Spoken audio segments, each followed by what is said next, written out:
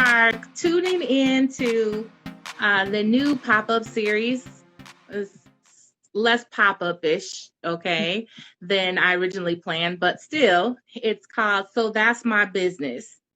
So, so first of all, some of you may or may not know a personality called Tabitha Brown. She's one of my favorite people, and she's from Eden, South Carolina. Is that right? Eden, North Carolina. And she's known for her vegan soul kind of recipes. She just had a New York Times bestseller. I think it was called Feeding the Soul. And also, she's also been in a number of movies. So it's so interesting. Her movies actually aren't what took her to her biggest stardom and her biggest, blessings. It actually came from when she decided to just go on doing live. She did a live every day for 365 days. That's what she committed to doing. And somewhere in those days, she was starting her vegan food journey, and she stopped by Whole Foods and got this sandwich they had, and it was like tempura, tomato, lettuce, and avocado maybe, and she nicknamed it TTLA. And she was doing driving Uber at the time, so she starts eating the sandwich. It's like, this is the best thing I've had. Like, this is season, so everything. I'm gonna call it the TTLA. And literally by the time she got home, she had 50,000 viewers. Whole Foods and made her a brand ambassador for their sandwich, and just everything started falling into place. And so that was the last day she drove Uber. So it wasn't like she just was a random person doing nothing, and then this video went viral and she got all this stuff. That does happen every once in a while, but most of the time it's like you doing the work consistently, putting out the product consistently, and making sure it's good content and just being your authentic self and getting a rhythm, and then poof, it happens. Right. So for her poof happened. She had some small poofs, but the big poof happened after 20 years, almost 20 years of trying to make that level of success that was successful for her. How many days into her lives was she, Leslie, when she did this one? Or is that separate? It was toward the end. It was toward the end. Like, she did something like, I don't remember the exact number, but like maybe 359. Like, it was a long time, and thinking maybe I'm not doing the right thing, but she had made this commitment to herself. Yeah.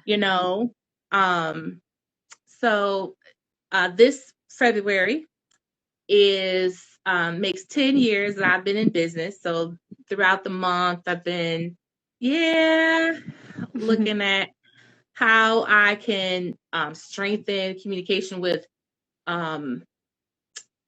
people that follow my businesses online, clients, smoothing out the process. I have a couple of people that are working regular, and also have what I call the business besties. So Katie Curtis is one of the business besties. And I'll tell you more about her in a minute. She's going to tell you more about her too. And let me get back to, I forgot to say, So That's My Business is one, or what if she says, I'm going to do this or that. This is Tabitha Brown. She said, because that's my business. So the idea to use So That's My Business, because it's a double entendre. I love doing everything double entendre, triple entendre. And so it's So That's My Business, a nod to Tabitha Brown. But the second piece is explaining the holistic way I endeavor to help clients and communities. So I brought Katie on, one, because we're celebrating a new year. Two, because it's Black History Month, and you might think like, well, wait a minute. But actually, I think she's perfect for Black History Month, because one of the things that one of the hopes and dreams I have for my clients, especially the ones in the BIPOC community, is that we strengthen our businesses. And there's still a lot of disparity with the amount of funding that Black businesses have, but never any more than we have now. Like, so since the pandemic, more funding for Black business owners and specifically Black women business owners is available. And one of the investments I took last year was to hire Katie to do some videos. And I didn't really know what that would look like. I just saw that she did some really good work for some another BIPOC. Actually, she's on the phone, Amy. She did a fundraising video, and I was like, "This is so good, right?" And it was more than I had ever paid for a videographer or photographer. However, I have never had so much material. So from this 1-day session, I'm on month 9 of content, and I haven't even released it all. We've done videos, stills, GIFs, branded little cartoony things that, information I can share with me. I can dial up certain things that she sent over, or other friends on the team to send out content creation. So much from this one session is unbelievable. I have a playlist on YouTube that I started. So that's why. And then the final reason I have her on, because it's Digital Learning Day. Woo! So that's one of those Google holidays. But however you feel about Google, they're pretty powerful. And so and they're not all bad. Okay. So I say about anything, nothing's all good or bad. And Digital Learning Day has become a place, so if you haven't checked it out, they have a ton of free resources on today and around this time. Google. What is Digital Learning Day? Digital Learning Day is a day to promote learning how to get around on digital spaces, using digital tools, finding tools or connecting with tools that can make your life better. Like, one of the things I was doing before I got on here was I got on Lula. And I couldn't get it to work. Well, that's not really so. I was trying to read up. I wanted to make sure before I made the purchase, but I'm pretty sure I'm going to. So Lula is a way that I could have done this from my computer, and which is probably what I'll do next time. LOOLA.com. Okay. Yeah. So if anybody knows me or worked with me knows I am the app, an app girl. I was going to say another word, but it's prime time, so daytime, so I can't say what I was going to say, but I'm really into apps. All right. I'll have to stick around for the after chat. Curious. Right. So I want you to talk a little bit about how you have helped. You can talk a little about the projects we worked on, but how you help in general people bring out the stories through your videography and photography. The story is my favorite part. I mean, and the people are my favorite part too. Like,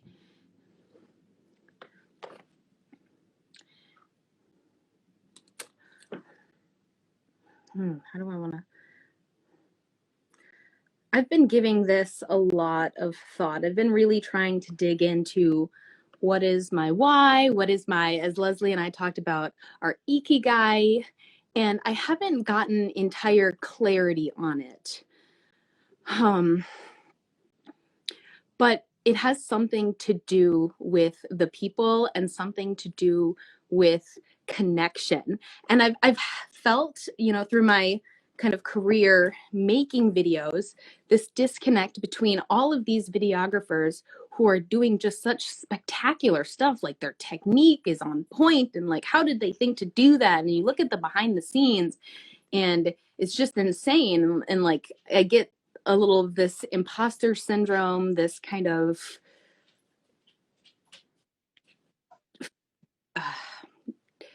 disconcerting feel, because that's not the way that I do things. But what I'm coming into is that I love the people, I love the story, and it doesn't need to be polished. The video doesn't have to be this Hollywood production, which maybe some people do focus on, and they're great at that, but that's not my style, because life isn't polished, life isn't focused, it's a little bit messy. And social media is showing that to be the case. While there is the space for your Super Bowl polished ads, we're live in the moment right now with where we are on our phones. It's real, and it's breaking that the barrier. It's not that I'm just standing in front of a screen talking into the ether. I'm talking to you through the camera, and we're sharing knowledge, we're sharing stories, we are using this digital media to connect in ways that we couldn't before, and in ways that we could only do if we were in person. And that really gets me excited to figure out how to get other organizations or businesses or people really talking and connecting with their audiences and finding their tribe. And Leslie, as you would say, finding their community. So to do that, we have to get in deep. We have to get into the nitty gritty. We have to not worry so much about the technical aspects of, is everything proper and perfect and correct? And there's a 80-20, just good enough. But the secret sauce is like, okay, getting past that, getting our minimum maintenance met, and then diving in deep and answering those questions about our why and what we do and why we do it and who we are and what we love and what inspires us. Because, and this is what I was trying to talk about that I couldn't think about when I first started talking, is that, the hero's journey is iconic, and a lot of stories follow this.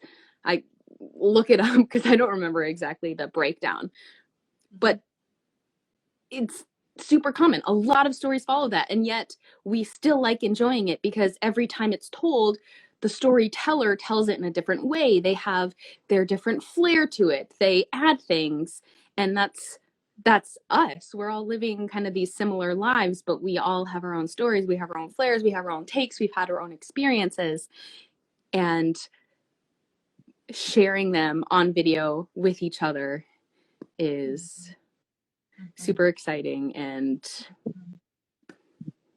Right. Yeah. So, I would agree with that's what I felt that you brought to the table. But I want to add, because your stuff is much better than you let on, right? So, um, so Katie has a really good way of, when you say edit videos, um, I've been asked to edit videos. I know how to do basic editing. I've given videos to editors to edit, and they're editing for quote unquote mistakes, right? They're editing to cover up mistakes.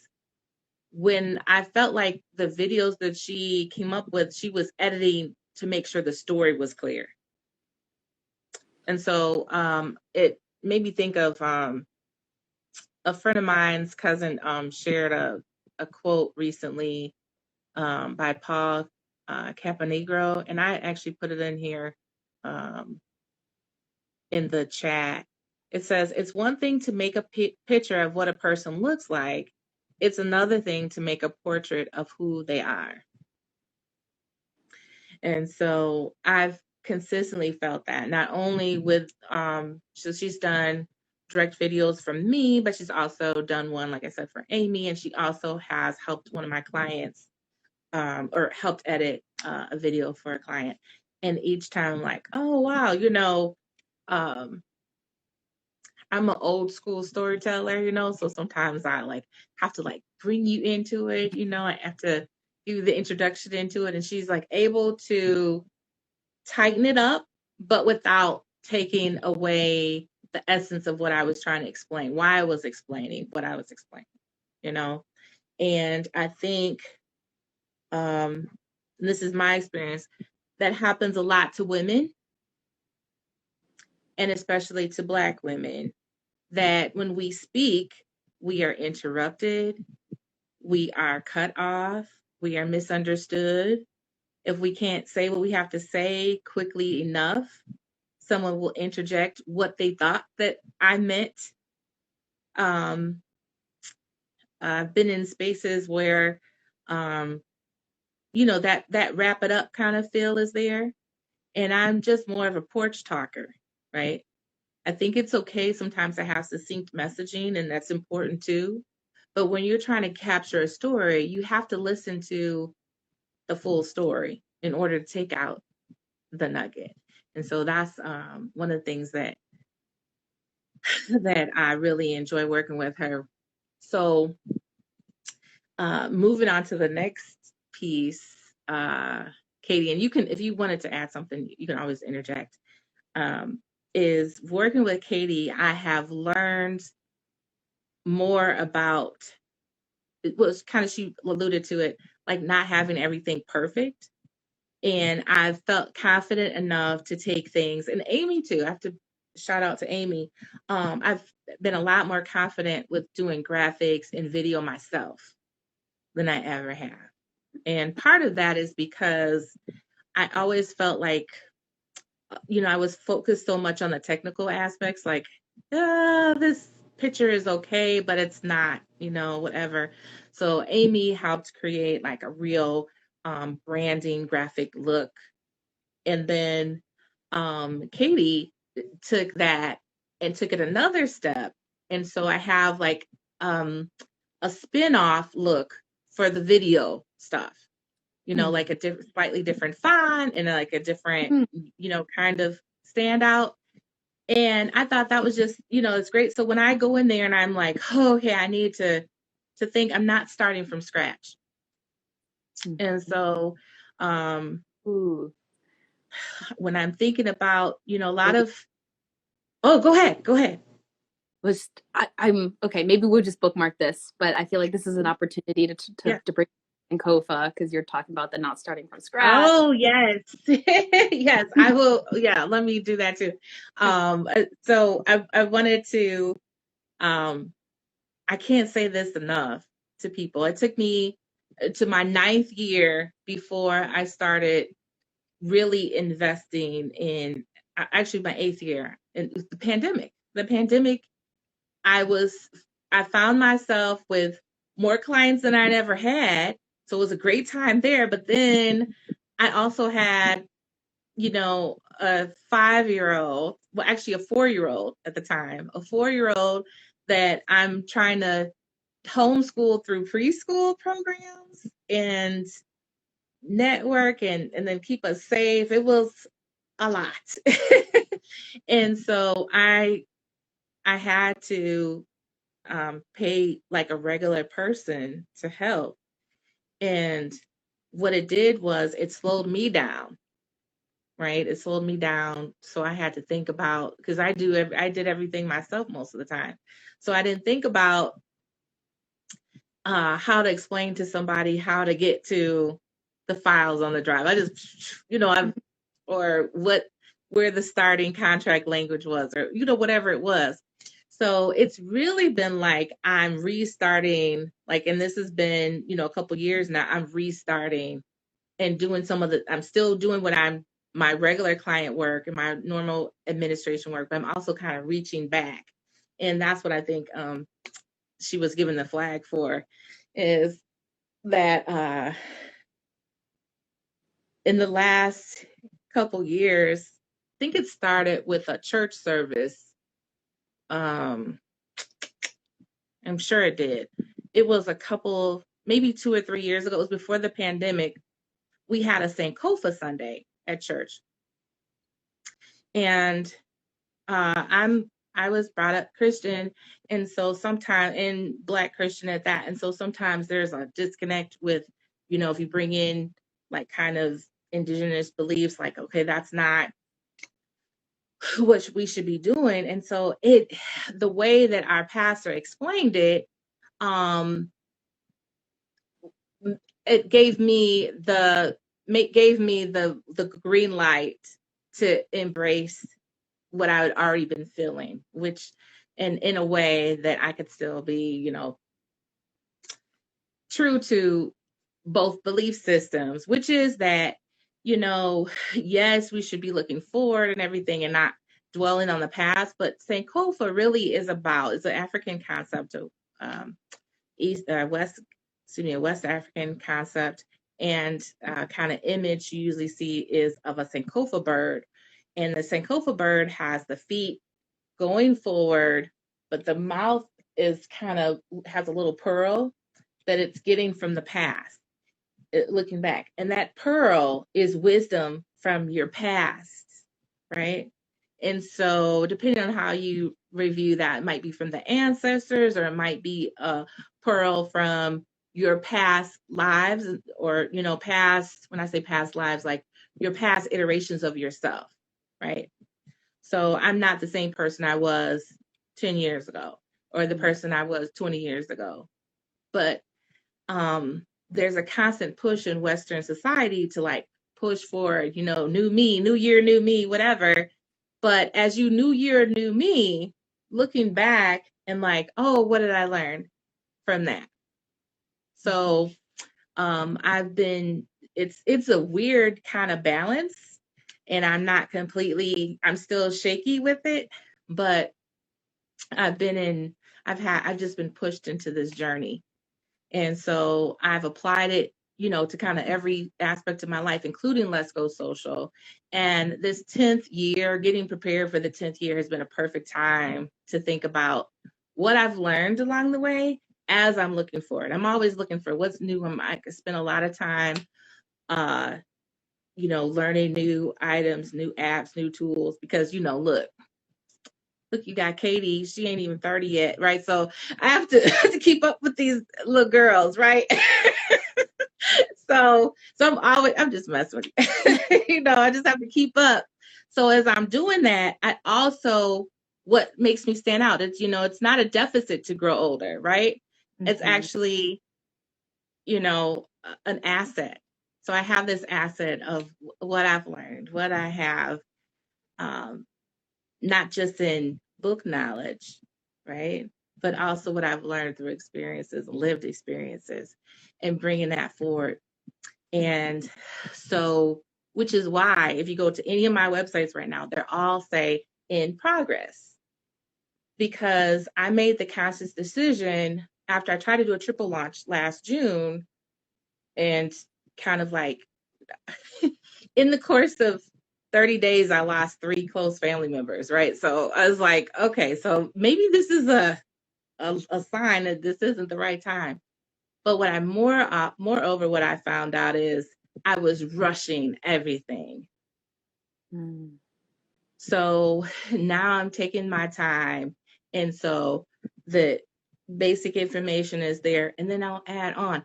And when I say add on, I'm taking information. At one point, I've had 12 websites, right, over the last 12 years. I know I had different blog sites and this and that. So I've had 12 websites.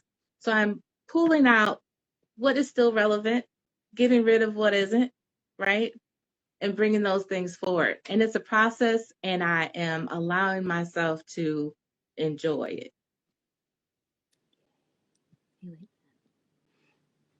I'm having all sorts of thoughts from this. I'm not sure which direction to go.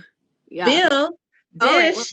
Right, I guess probably what's relevant on topic is you talking about the Sankofa, about using what's already in your past. And I think that's relevant in how we market ourselves online. And I think a lot of us were like, well, I don't know what to talk about. I don't know what's interesting. I don't know what people want. I'm not qualified to post tips or to make videos and share videos. But we all have, however old we are, we have that many years of lived experience. And we have learned things, or else, we probably wouldn't be here. And that's valuable and that's valid. And that's our own story and our own way of looking at things. And if we've been doing our business for any number of years or however long, we've learned things there too, things that other people who haven't had those experiences haven't learned. And there is value in that. Yes. Look back and just see that we have what we need within us, and that is worth sharing on social, on video, is cool. And I think the hardest part probably is allowing ourselves the grace to get it wrong sometimes, to not have the setup be perfect, to have our websites be works in progress, but at least we know we're moving forward, instead of like throwing up our hands in frustration and like, oh, I can't do it perfectly on the first go, I'm not even going to bother. That's Right. Or having a dead website. Like I could have hired somebody to do a website in 2 days and call it a day and never look back at it. People do it all the time. They get a website up in 2 days and they never go on their own website. Like I regularly meet with people for first time discovery calls, and I'll say I went out to your website and like this is this the last event that's posted was from 2017, or it says you have this program. Oh, I haven't done that program in a few years, or because they're not actually going through their own website. I'm guilty of that. It's Yeah. it's hard to be consistent. It's hard to, especially if you're doing a lot of it yourself, right? We don't go into it as solopreneurs knowing the thing that we do. We don't go into it necessarily knowing the business systems and the ways and the people to partner with to make everything run optimally. We're doing the best we can. And sometimes we don't go on our website for 3 years because somebody told us we needed a website. We made it, and then now we're distracted by something else. Right. So, yes. So that's why, I'm feeling that for this digital learning day, if I had anything to impart to the people who are listening, either now or in the future, would be to just take 30 minutes and pretend like you're the first person that's coming in contact with your brand online, with your community online. And what would they find out about you? Have you done this for yourself? All the time. Okay. All the time. Well, so there's been pockets where I haven't, done it in a while. In fact,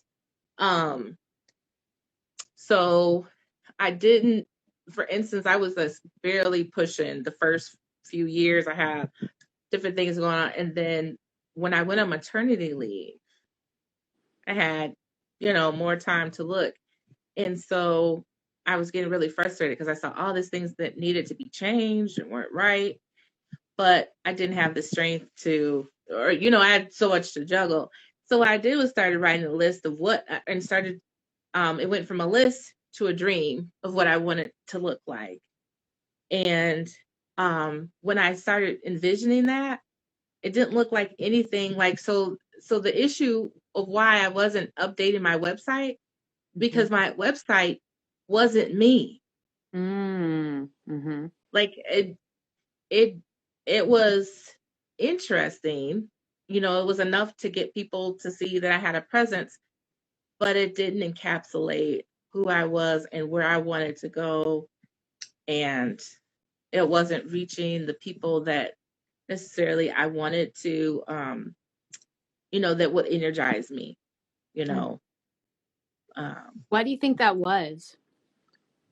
Well, there's a couple reasons. I mean, one, I didn't do a lot of it myself. Like I had, yeah, yeah, that was one of it. One of the reasons. Second thing is, I was undercharging and overworking. And so, yeah.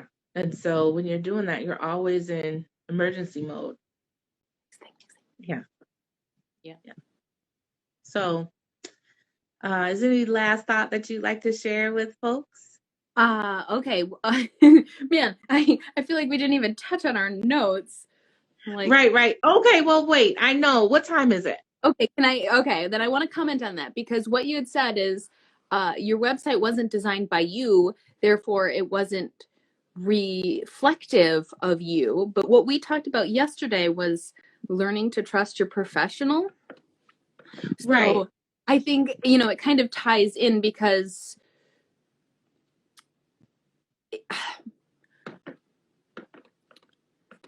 you can hire the wrong person that doesn't get a feel for you.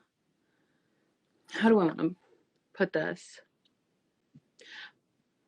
I think the work is in finding somebody that jives with you, somebody that gets you when hiring a professional, and then trusting them, but also having the conversation to guide what you're doing.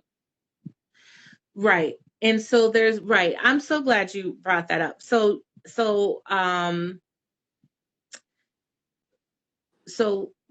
yesterday she and I had a conversation about learning to trust your professional. I was more talking as it pertains to videography and photography, but even with strategy work, it's learning to trust the person you've hired, but also still having enough sense of what you want that you could give pushback, right? Yes. So specifically when I said trust your professional, I was thinking of people that you have already vetted, right? Yeah. So that you have already vetted. Yeah. I don't want to go too much into that old situation of mine, but I will say that what I have learned to do, so this is part of something for small business owners, what I've learned to do. And when I say learn to do, like very recently, like last few years, is when I'm, in addition to looking at a website or social media, I want to just kick it for a few minutes, maybe 15, 20 minutes, and just talk about it. It doesn't even have to be, oh, Amy says, I think a lot of women business owners do that, undercharge. Yeah. But to have time to see how you jive, like to do something. And that's tricky too, because some people will take advantage of that and use it to get free advice or free strategy or free, help, free consulting. Because I've had that too, where it's like, hey, let's go out for lunch so we can talk about what you do. And before I can get the first French fry in my mouth, they're like hitting with the questions. It's like maybe we'd be better fitted for a consulting time, right? But when I was saying trusting your professional, allowing them to, in the writing world, because I'm a writer first, there's an old saying that says, a poem or a story is started by the writer, but it's completed by the person reading it. So as the business owner, you have to take that internal time to think about who you are and what you want and everything. And you're creating a story. But part of this weird dance you have to do is finding professionals that are able to complete that story. Not just spit back out what you said, but actually complete, So when I hear people say what their vision is, like for their LinkedIn, for instance, when I'm synthesizing that to hear, okay, I'm listening to you, I'm hearing you, but let me tell you what I'm thinking is that you might need to get this third party app, or maybe in order to do what you're looking to do, you need to have LinkedIn company page with subsidiaries underneath to showcase your different products. You see what I'm saying? Mm-hmm. It's not, the onus is not on the business owner to know all that additional information. They just know what they want to get out of their LinkedIn, right? Mm-hmm. So there has to be, if I have a client that's like very hard nosed, this is what I want, this is how I want you to do it, blah, blah, blah, here's your money, then that's kind of where I was 5 years ago. I would say 7 years ago. And that was what I did, And even though, like, maybe sometimes in my heart, I would say, look, that's not going to get you the results you want, right? Right. So that's why I tend to say stuff like business creatives or business owner creatives, so that I know that we're making a match and we're creatively looking for solutions that I can enhance you with. If you already know how to do everything and you just need somebody to just be an admin, just buy an admin, right? Just purchase. You got VAs all over the world. VA is virtual assistant, right? So that's a virtual assistant. If you're hiring somebody that's a strategist, then you really should have enough trust in that person to give professional advice. As a videographer, there are people that will shoot video. There are people who will edit video. That's what I was kind of alluding to earlier. There are people who will take photos, nice photos even. I can go to JC Penney's and get me and my daughter's picture. They have 7 props, right? 3 different ways to do it. But that's not, when I'm doing a business photo shoot, that's not what I want. I don't want you to give me a stuffed animal, right? I want a brand. I thought about having this in the shot. But I opted against it for a little cleaner look. Right. Yeah, and can I jump in here, Leslie? Please. Yeah, I think it all ties around back to us sharing authentic content, telling our story, not being afraid to, finding our community, because by us sharing what's authentically us and what is our story, or having a professional capture it, and us consuming some other business or organization's authentic content and story, then we can start to attract each other, and then the vetting process is easier. It's not like I need video, this person does video, bing bada boom. It's, we kind of operate in the same sphere, we talk in the same language, I get good vibes, I know that once my need arises for video, this is the person that is going to jive with me, because we're already vibrating on the same wavelength. Right. That's it. And so definitely. So I know that we didn't touch on everything that our notes, right? Yeah. Which is typical for us, right? The conversation is always unfinished, which means we always right. Yes, put the bookmark there. And it's not to say that some of the people, the conversations we've had so far with So That's My Business, all have left more questions and stuff. So feel free to reach out to us, and you can find her at Inspired Video Marketing on Facebook and Instagram, and Katie Curtis Inspired Videos on YouTube. And for me, I'm at Let's Go Social here or on Facebook, but I'm also on most everything, either at Let's Go Social or Let's Go For It. I think Twitter, I'm Let's Go For It. Quora, I'm Let's Go For It. And just send in questions. And who knows, maybe it'll warrant that we need to do a part 2. So, all right. Thank you all. Thank you all for joining in. Thanks for hosting, Leslie. This is very... All right. Thank you. See ya. Bye, y'all.